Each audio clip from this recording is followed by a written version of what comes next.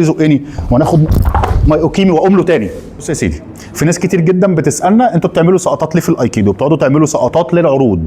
احنا بنعمل سقطات للعروض وبنعمل سقطات الفلاي والكلام ده كله للعرض، ما فيهوش اي مشكله. بس تعالى ناخد اصلا السقطات دي ليه اصلا بتتعمل. انت هتلاقي لعيبه الكوره بتعمل سقطات وهي بتقع، هتلاقي لعيبه الايكيدو بتعمل سقطات وهي بتقع، هتلاقي المفروض اصلا من الطبيعي ان انت وانت بتقع تكون متعلم اصلا ازاي بتعمل سقطات كحد بيلعب فنون قتاليه او رياضات قتاليه.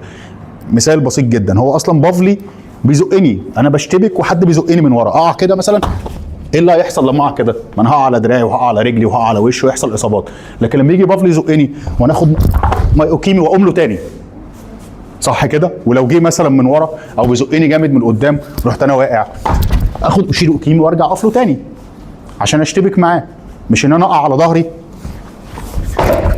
ويخش يشتبك معايا، ما انا كده مضروب. هو ده بقى السبب الاساسي ان احنا بناخد فيه سقطات في الايكيدو. شكرا بس.